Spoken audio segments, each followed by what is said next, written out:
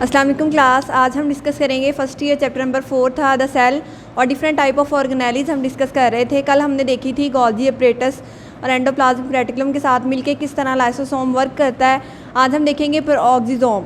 तो पेरोक्सिसोम जो है ये डबल मेम्ब्रेन ऑर्गेनेली है। अगर हम इसकी बात करें तो ये ऑर्गेनेली जो है फॉर्मेशन और डीकम्पोजिशन ऑफ हाइड्रोजन पर ऑक्साइड में इन्वॉल्व होती है। ठीक है ये क्या डबल मेम्ब्रेन ऑर्गेनेली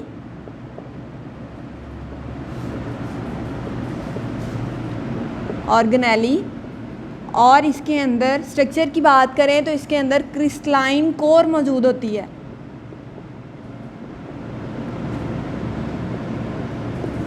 ठीक है, तो ये ऑर्गेनेली है जो फॉर्मेशन करती है और डीकम्पोजिशन करती है हाइड्रोजन पर ऑक्साइड H2O2।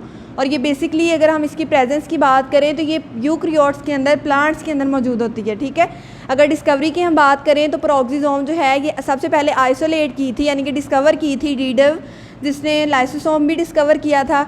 और इसके कोवर्कर जो हैं इनके साथ मिलके इसने 1965 में जो पेरोक्सिसोम थी इसको आइसोलेट किया था, इसको सेपरेट किया था। कहाँ से सेपरेट किया था? From liver and other tissues. ठीक है, लीवर, एनिमल्स के लीवर और अदर टिश्यू से इसे सेपरेट किया, इसकी डिस्कवरी की और बाद में देखा गया कि ये प्लांट्स के अंदर पाई जाती है और फॉर्मेशन किसकी कर रही है और डीकम्पोजिशन किसकी कर रही है? हाइड्रोजन परऑक्साइड की। ठीक है, इसकी प्रोडक्शन करती है।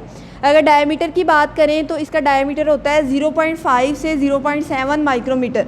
आपकी बुक में जस्ट 0.5 दिया है, लेकिन अगर इसकी रेंज की बात की जाए तो 0.7 माइक्रोमीटर तक ये पेरोक्सिसोम का डायमीटर जाता है। इसके अंदर पेरोक्सिसोम के अंदर डिफरेंट टाइप ऑफ एंजाइम मौजूद होते हैं। अब इसके अंदर एंजाइम जो मौजूद होते हैं वो ऑक्सीडेटिव इन नेचर होते हैं। ठीक है, अब ऑक्सीडेटिव इन नेचर का मतलब क्या है? ये एडिशन करने के बाद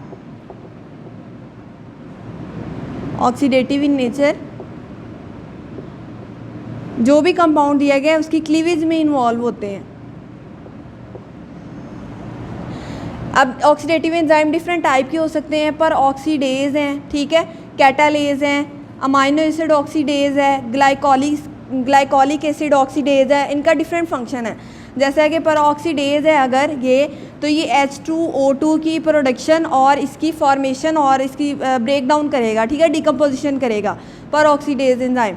अगर कैटालेज एंजाइम है तो वो इसी के साथ पर ऑक्सीडेज एंजाइम के साथ मिलके हाइड्रोजन परऑक्साइड की प्रोडक्शन करेगा। ठीक है, अगर अमाइनो एसिड ऑक्सीडेज है तो ये क्या करेगा? अमाइनो एसिड की ब्रेकेज करेगा या फिर अमाइनो एसिड की डीकम्पोजिशन करेगा। ठीक है, और इसी तरह ग्लाइकोलिक एसिड है तो ये ग्लाइकोजन की, ठीक है, ये ब्रेक डाउन करेंगे।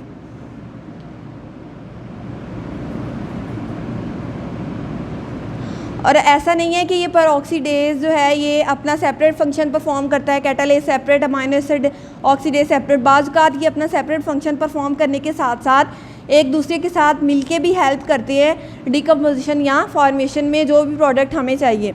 उसके बाद परऑक्सीडेज एंजाइम का मैंने ऑलरेडी बता दिया कि वर्क करता है with oxidase enzyme to produce H2O2 hydrogen peroxide. ठीक है, अब हाइड्रोजन परऑक्साइड के स्ट्रक्चर की बात करें तो हाइड्रोजन, अब देखिए O है, डबल बॉन्ड बनाता है। ठीक है, अगर H2O2 की बात करें तो ये ऑक्सीजन के साथ ही रिएक्टिविटी के साथ इन्वॉल्व होता है, 2 बॉन्ड बना रहा है। इस ऑक्सीजन के भी 2 हैं, इस ऑक्सीजन के भी 2 बॉन्ड हैं। अब ये क्या होता है? हाइड्रोजन परऑक्साइड क्या करता है? ये रिएक्टिव होता है, स्लाइटली रिएक्टिव होता है दूसरे रिएक्शन की तरफ, और क्या करता है? ऑक्सीडाइजिंग एजेंट के तौर पर एक्ट करता है। अगर मैं किसी भी चीज़ की ब्रेक डाउन करना चाहूँ, कैटालेज है, अमाइनो एसिड है, ग्लाइकोलिक ऑक्सीडेज है, तो यहाँ पे एंजाइम कौन सा वर्क कर रहा होगा? Hydrogen peroxide. अगर इसकी प्रेजेंस की बात करें तो ये फाउंड होते हैं इन प्रोटोजोआ में, ठीक है, यीस्ट में और many other type of higher plants में। अब हायर प्लांट्स कहाँ किस कैटेगरी में आते हैं? यूकैरियोटिक प्लांट्स के अंदर। तो इसका मतलब है ये प्रोकैरियोट के अंदर मौजूद नहीं होता और यूकैरियोट के अंदर मौजूद होता है। ठीक है, और अगर इसके स्ट्रक्चर की बात करें तो इसका स्ट्रक्चर जो है डबल मेम्ब्रेन है।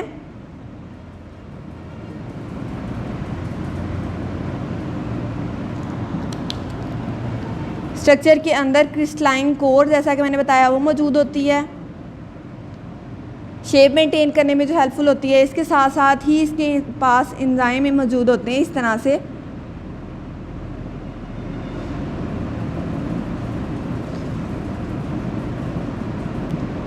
जो क्या करते हैं? क्लीवेज में, डिकम्पोजिशन में और प्रोडक्शन में हेल्प करते हैं। और ये क्या है, इसकी डबल मेम्ब्रेन है। जो पहले हमने लाइसोसोम पढ़ी है वो सिंगल मेम्ब्रेन ऑर्गेनेलीज थी। और ये क्या है, ये इसकी क्रिस्टलाइन कोर है जो स्ट्रक्चर को मेंटेन करने में हेल्पफुल है। ठीक है, ये थी प्रोक्सिसोम, ये प्लांट्स के अंदर मौजूद होता है। कल इंशाल्लाह हम डिस्कस करेंगे ग्लायोक्सिसोम।